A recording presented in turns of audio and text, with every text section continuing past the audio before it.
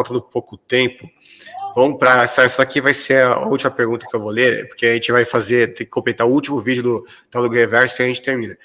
Porque essa pergunta tem muito a ver com o argumento que ele dá.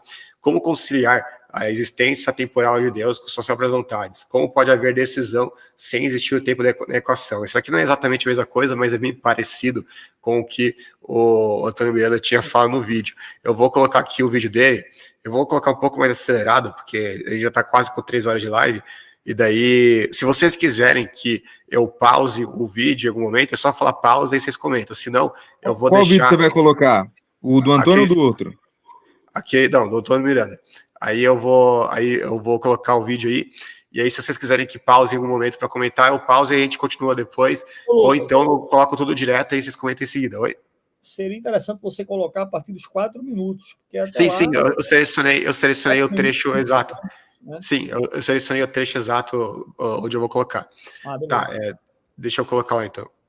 Então a proposta que eu te trago aqui nesse vídeo é apresentar um argumento filosófico que não tem como ser refutado por teísta. Bom, pelo menos eu não encontrei ninguém lá fora que conseguisse de forma satisfatória refutar esse argumento. Então fica o vídeo aberto aí para quem quiser se arriscar e refutar. E é óbvio, você quer ter a vontade para pegar esse argumento e usar a vontade aí contra os seus coleguinhas, tá? Então vamos lá, agora nós vamos falar de um ser, de uma entidade criatura. Ô Lucas, eu acho que está muito rápido. Lucas. Não está entendendo não. Tá, então eu vou colocar menos então. Vamos ver agora. Deixa eu... De uma entidade criatura, nós temos que conceber que ela é o ser máximo. É um ser que não pode falhar em existir. É um ser que tem que ser perfeito. Não pode ter nada nele que possa ter sido diferente. Por qual motivo?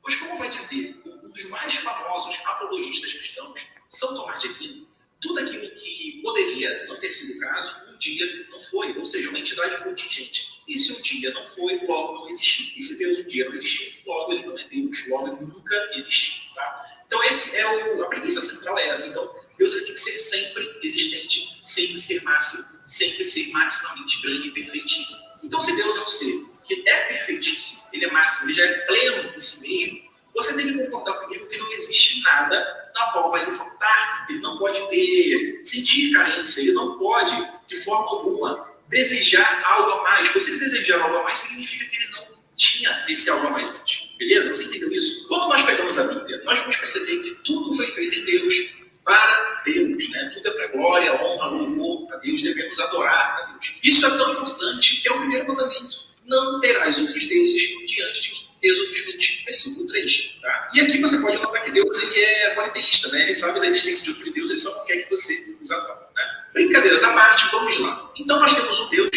né, segundo a própria Bíblia, que toda a criação foi feita para ele, né? E ele quer adoração. Só que aqui nós temos um grande problema filosófico, um grande problema ontológico para a concepção dessa entidade. Tá? Esse é o problema que até lá fora os maiores apologistas têm dificuldade em responder. Pense comigo o seguinte, nós temos um Deus que ele é trinitário, tá? Trinitário.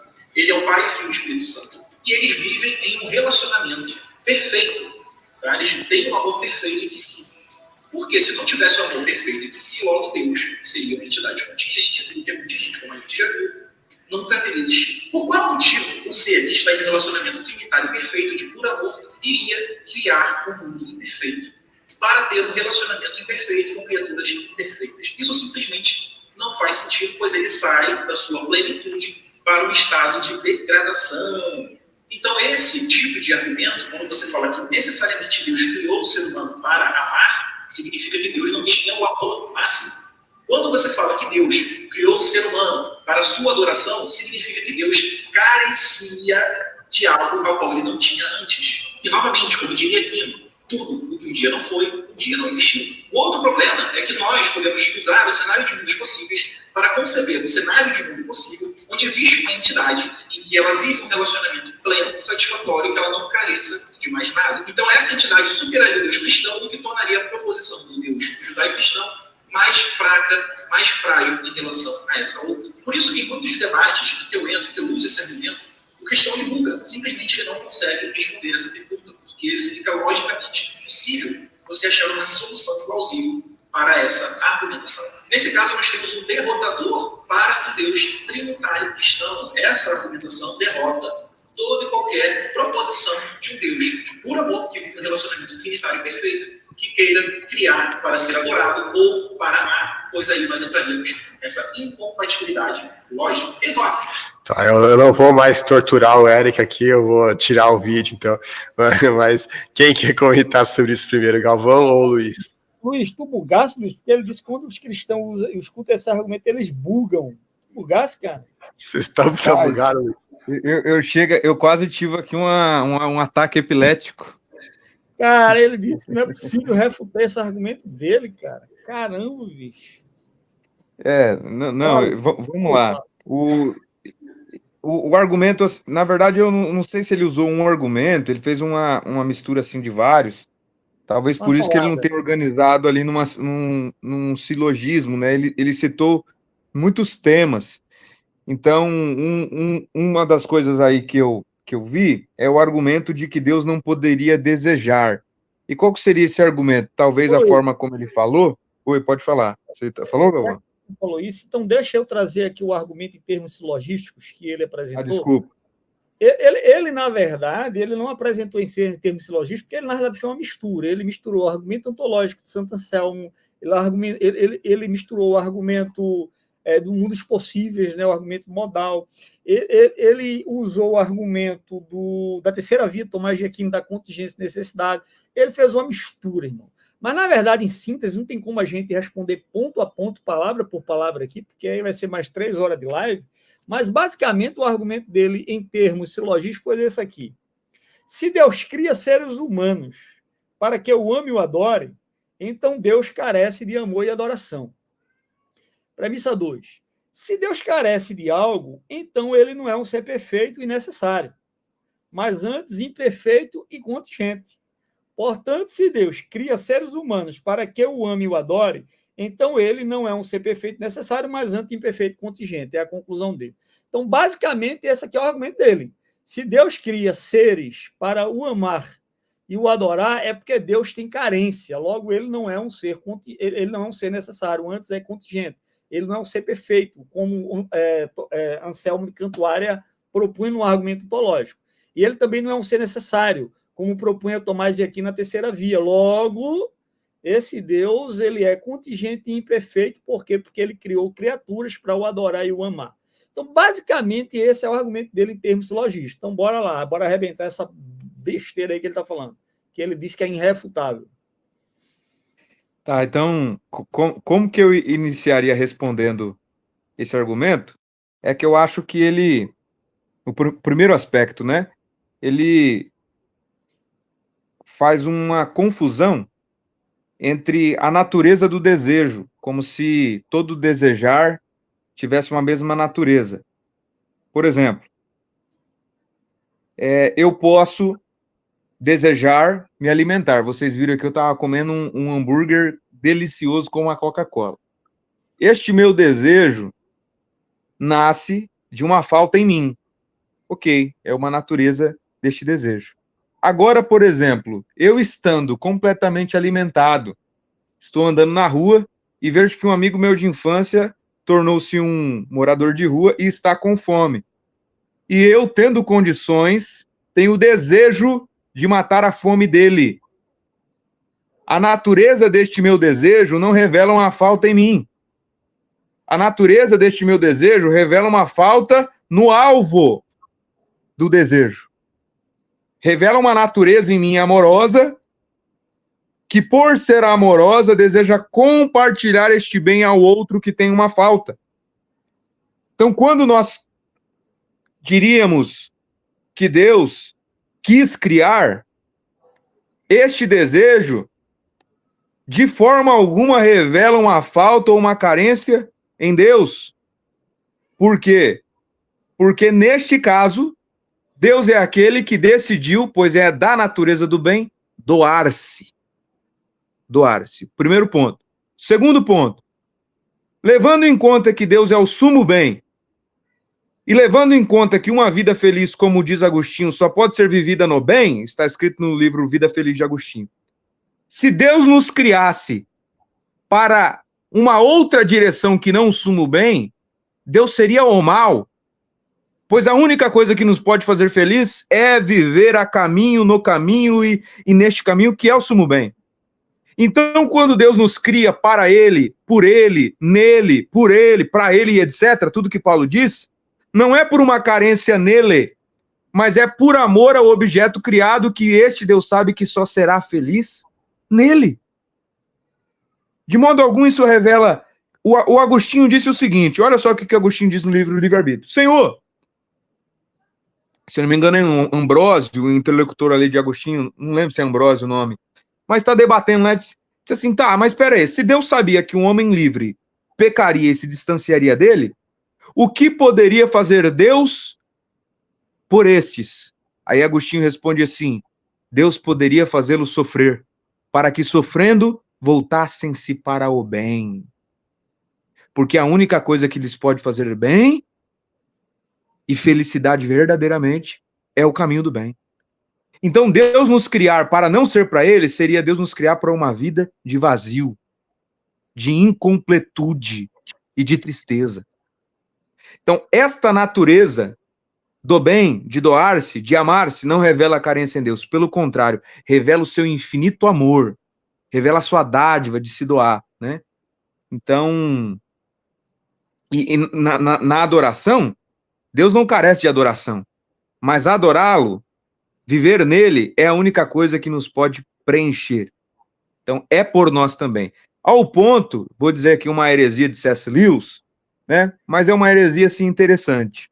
Ele diz o seguinte, que ainda que Deus, para criar, tivesse que ter tido carência, o C.S. Lewis diz o seguinte, a infinita humildade poderia, junto com o infinito poder, impor sobre si algum carecer por amor pelo nosso bem.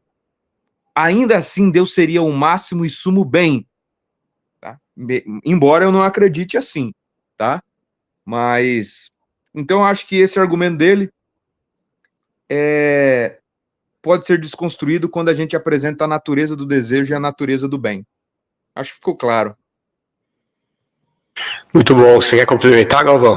Pois, cara, esse argumento do Antônio Miranda, na verdade, é um total nonsense, né? Um argumento totalmente sem sentido, né?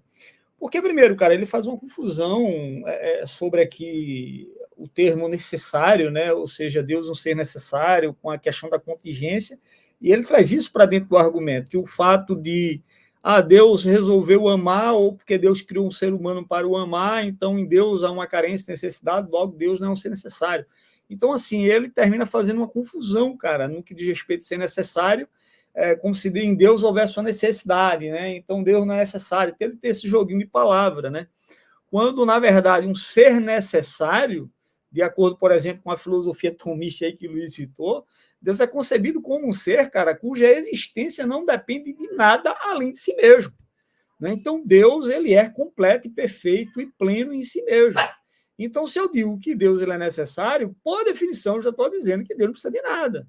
Nem mesmo do amor de alguma criatura que ele viesse criar. Na verdade, Deus não precisaria nem mesmo de nenhuma criatura. Né? E quando eu digo que Deus, quando eu falo, melhor dizendo, quando eu falo de um ser contingente, eu estou falando de um ser cuja existência depende de algo mais, ou seja, esta pessoa, este ente, este ser não existe necessariamente. A existência dele é condicionada por fatores externos e circunstanciais e logo este ente poderia não existir. Então, necessário é aquele que existe e poderia não existir, e contingente é aquele que existe e poderia não existir. Então, Deus poderia não existir. Então, essa é a ideia de necessidade e essa é a ideia de contingência. Coisa que eu acho que o Antônio Miranda ele não compreende muito bem, parece, quando fala desses assuntos. Cara, e ele cria um espantalho, porque, na verdade, na teologia clássica, a imutabilidade de Deus, porque a ideia dele está dizendo aí que Deus mudou, logo Deus degradou no argumento dele. Cara, a imutabilidade de Deus não significa que Deus é incapaz de interagir com o mundo ou de tomar decisões. Quem diz que Deus é incapaz de interagir com o mundo ou com suas criaturas é o deísmo, não é o teísmo clássico, por exemplo. Então ele termina atacando um determinado grupo, achando que está atacando todo mundo.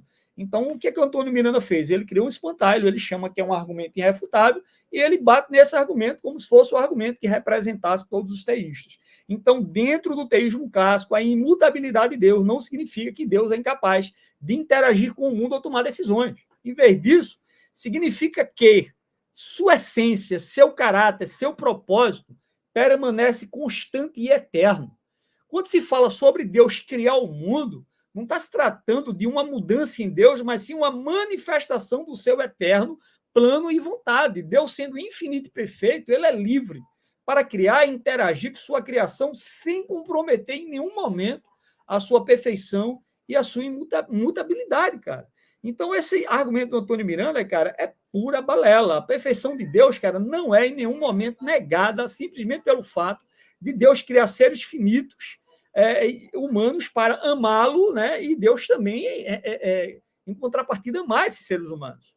Né, cara, eu estava até escrevendo aqui, cara, aqui no caderno, que eu estava sem um computador, por exemplo, um texto lá de Jeremias 31:3 diz assim: o amor de Deus é eterno.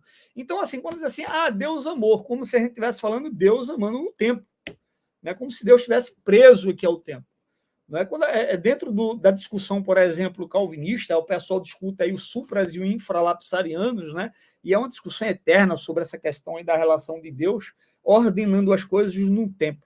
O fato é que Jeremias está dizendo que o amor de Deus é eterno. Diz assim: com amor eterno te amei. Então, Deus, quando ama, o amor de Deus ele é eterno. Não é que Deus, em determinado dia, não era amor e Deus resolveu amar porque ele não tinha amor, então Deus precisou ter amor.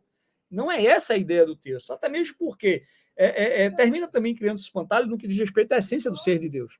Como se o ser de Deus fosse uma composição de vários fatores que faz com que ele seja Deus.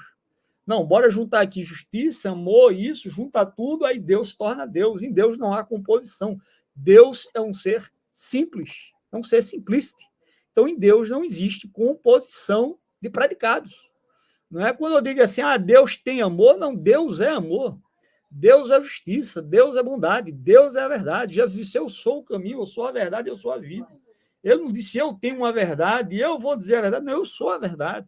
Então, de igual forma, cara, dizer assim, Deus criou um ser humano para amá-lo, ou amar porque em Deus havia carência.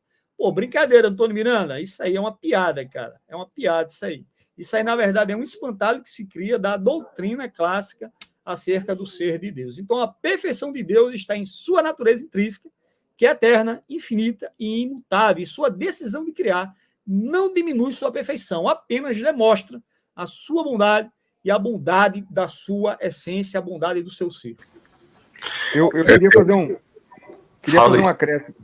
um acréscimo aí, que foi um aspecto que eu esqueci de acrescentar na minha resposta, que seria esse negócio de a suposta contradição entre ou com diante da existência do agir de Deus, milagres ou a própria encarnação, o agir de Deus, com Deus ser o motor imóvel, pois parece que ao presenciarmos o seu agir, seja um movimento, parece que a própria encarnação seria um mover-se. Então, como é que você concilia isso com a relação do tempo? O próprio rapaz aí perguntou, né? Então, parece que Deus está se movendo, e se ele está se movendo, ele está mudando, se ele está mudando, ele não é perfeito, ele não é um ato puro, e etc. Né? Existe a questão da essência e existência, que é muito importante nisso, mas que eu não vou focar, mas é muito importante. Então, quem está assistindo quiser, pesquise sobre isso. Mas vamos lá. Deus, por definição, está para fora do tempo. Ok? Deus está na eternidade. A eternidade não é uma quantidade de tempo, pois o tempo, por definição aristotélica, é a medida do movimento entre um antes e um depois. Se a eternidade fosse uma quantidade de tempo infinita, seria um movimento infinito. A eternidade não é uma quantidade de tempo. A eternidade é a ausência do tempo. E sendo a ausência do tempo, se não me engano, Boécio, ele define a eternidade como posse simultânea e ininterrupta de todos os atos. Ou seja, na eternidade, para Deus, presente, passado e futuro é o hoje, é o agora. Para Deus não é essa distinção. De modo que, num único ato, da vontade de Deus, este ato não se distingue do seu próprio ser, ou seja, o seu próprio ser, num único ato, a sua vontade se materializa em todas as eras, em todos os tempos. Então, um milagre ou qualquer coisa que será feito daqui 1000 anos, em Deus, ele já é ato na eternidade. Porém, a infinita sabedoria sabe quando fazer aquilo que já é ato na eternidade, em Deus, atualizar-se no tempo. Por isso que no tempo há o antes e o depois, mas em Deus, na eternidade, é um mesmo ato. E é um ato que não é no tempo. Houve um momento em que Deus tomou esse único ato e esse ato preenche todos os tempos e todas as eras. Não foi um momento na eternidade, porque este ato é o próprio ser de Deus. Porque em Deus, essência e existência são a mesma coisa. O agir de Deus é o próprio Deus, diferente do ser humano, em que o meu agir não sou o meu próprio eu. Em Deus, não. Então, nisso, você consegue unificar muito bem Deus agir e Deus ser motor imóvel, não haver mudança. Pois na eternidade ele já é o ato puro, imóvel, ele é o que ele é, e essa vontade se atualiza no tempo, pois a infinita sabedoria soube, quando no seu próprio ato da eternidade, decidir em qual momento do tempo essa vontade se atualizaria. Né? Então eu acho que dá para responder de boa essa questão aí do tempo.